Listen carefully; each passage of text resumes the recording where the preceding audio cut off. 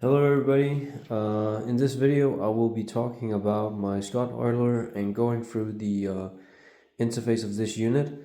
This is the Scottoiler eSystem, so it comes with this little display. We'll go through all the settings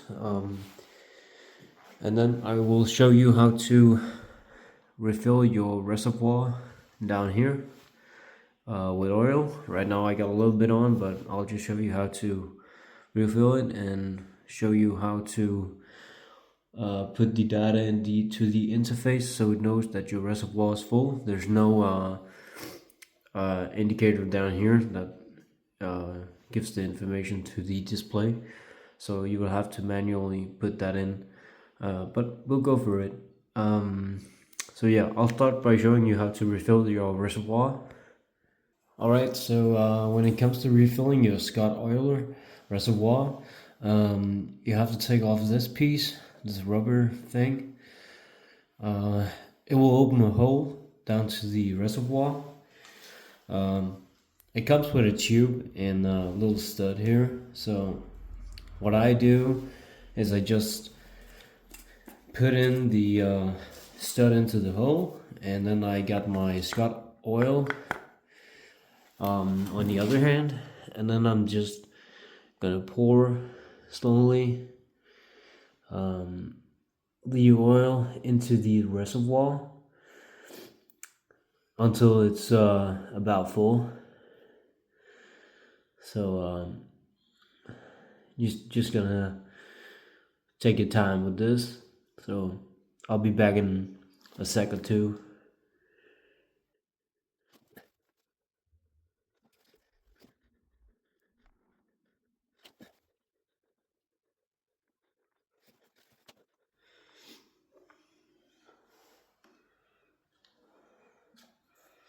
Alright, I'll say mine is about full now. Maybe a little bit too much, but that's what happens. So now my reservoir is full, and I'm gonna put the data into the display to tell it's full. Alright, moving on to the display device. The way you turn it on is by pressing this button right here, and the light comes on with the logo and everything. On the right side you have your reservoir status. Mine is set to empty right now, but we just refilled it, so we're gonna tell it that it's full. You have your temperature down here in Celsius, and you have your accelerometer, which by showing this way is on. That it this indicates that it uses a accelerometer to sense movement and to tell the pump to start pumping.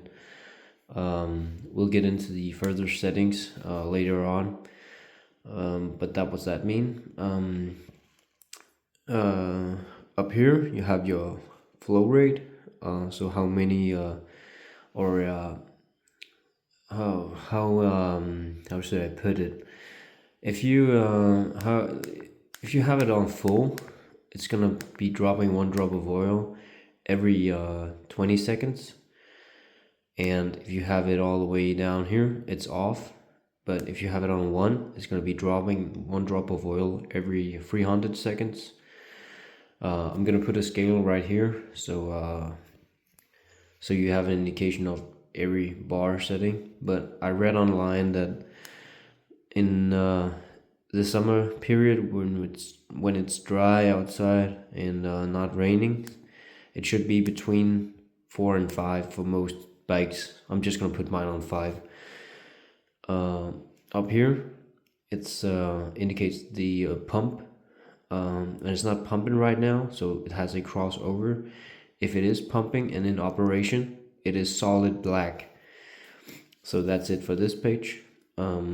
Moving on, it's going to be asking you if you only have the eSystem or if you have a eSystem plus traveler bag, which looks like this.